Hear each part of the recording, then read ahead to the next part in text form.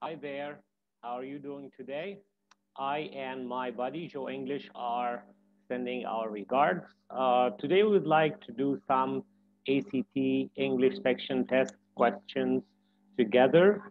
And without further ado, let's share the PDF. So our message today is entitled On the Road Again. On the Road Again. Let's have a look at the first question.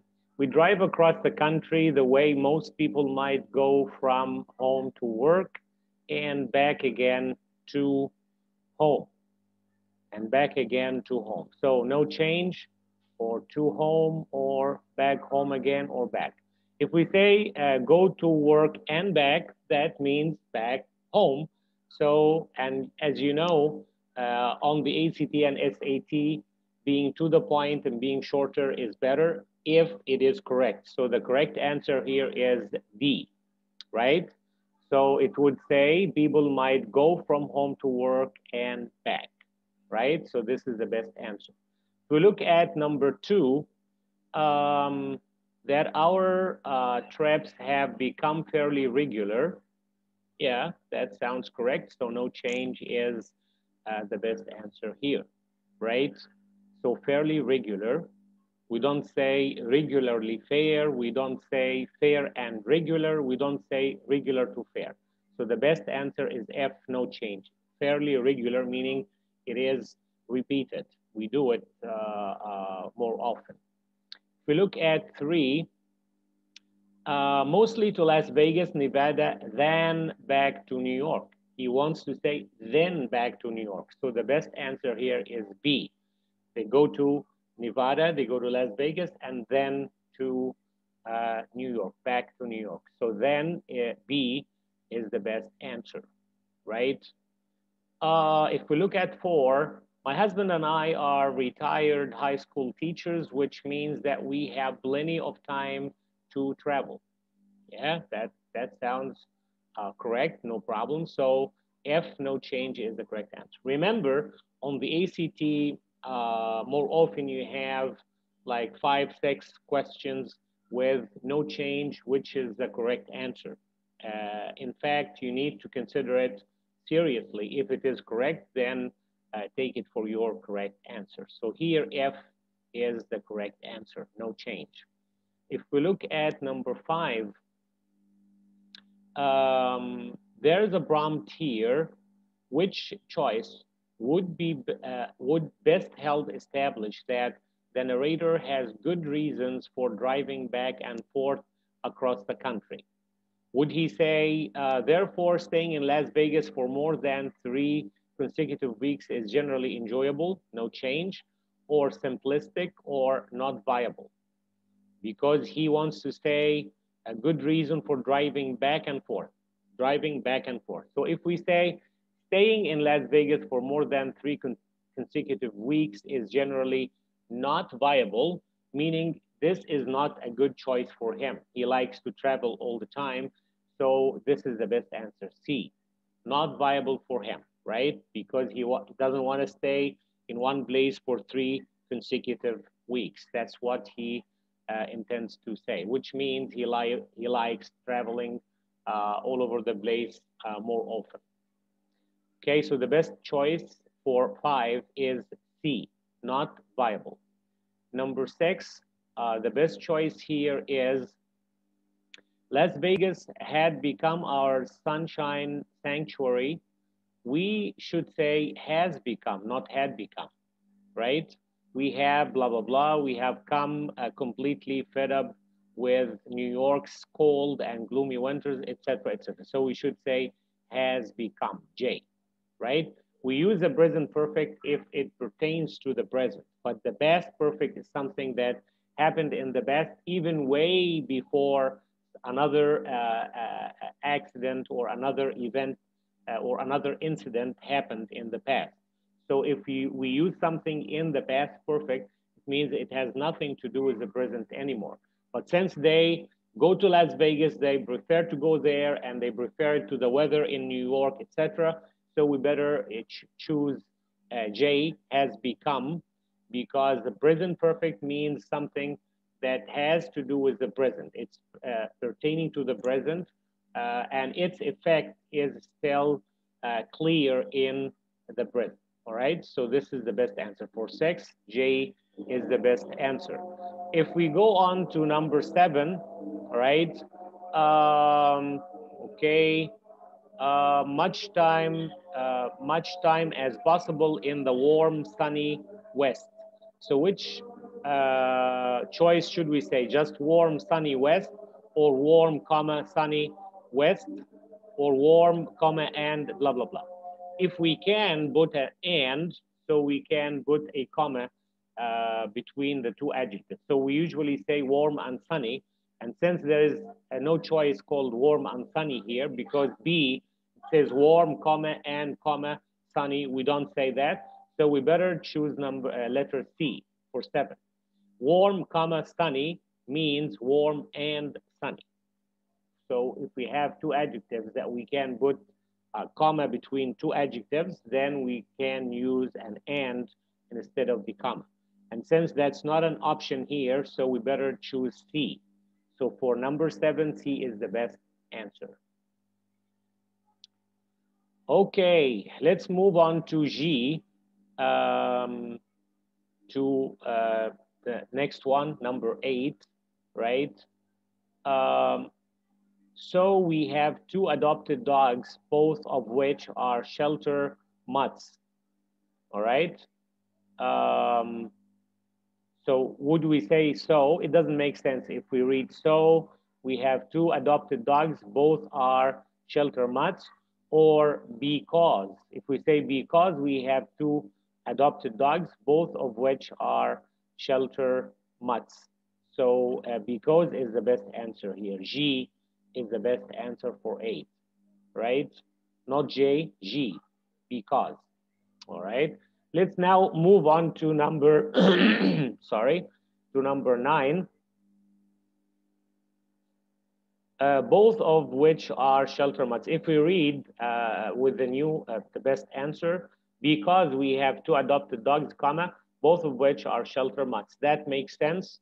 So no change, A is the best answer for 9. If we now move on to number 10, let's read the sentence from the beginning. Hunter, a lab and spaniel mix, fills his limited space on the backbench seat, and Lizzie, our elderly pooch, lying on her special blanket.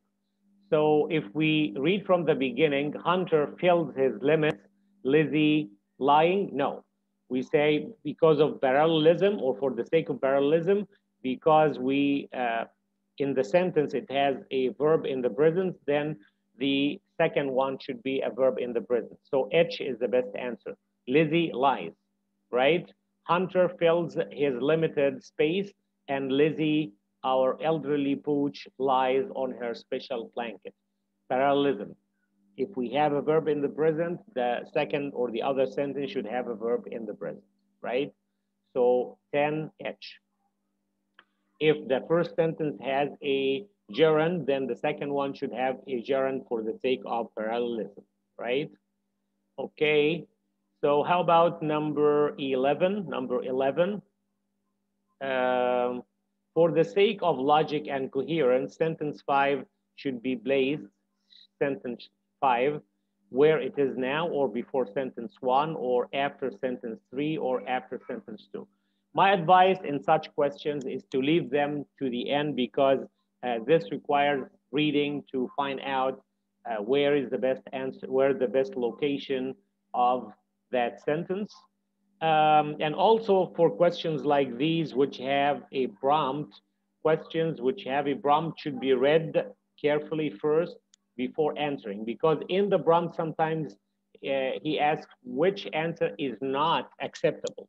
Not the acceptable answer, but the one that is not acceptable.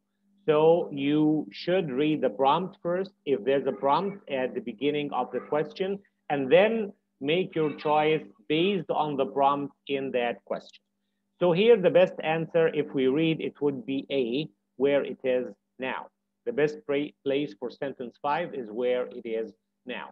But leave such questions to the end, because on the actual ACT, you don't have much time. And so questions that require more time, it's better if we leave them till the end. Moving on to question number 12 now.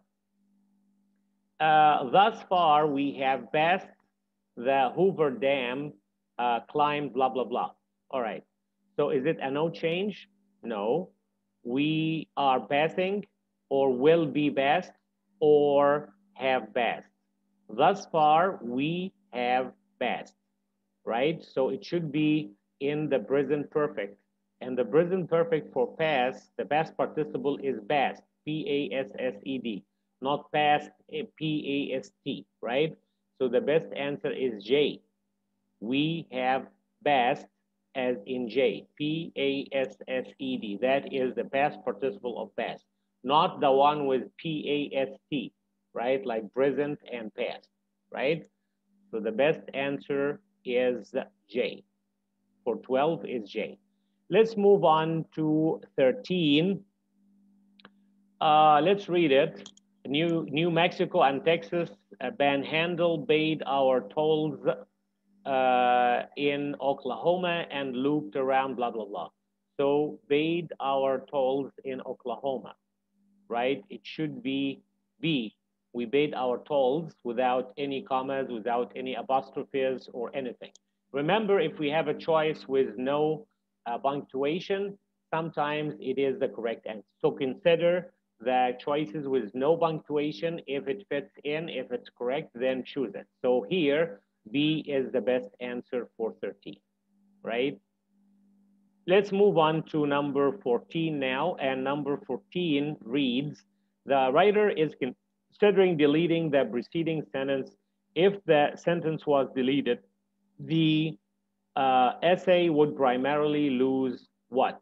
So what is the preceding sentence? Let's read the preceding sentence first. Here it says, I am mentally preparing myself for a sunless New York sky during our week at home. This guy doesn't like the gloomy weather, doesn't like the sunless weather. He enjoys Las Vegas and Nevada because of the better weather there and so on. What if we delete this sentence? The writer's focus of the entire essay, would this be lost? Or C, the gravity of the situation that is being discussed, or reinforcement of the reason the writer doesn't mind her constant travel? That is it, H, because the writer enjoys very much the good weather in Las Vegas.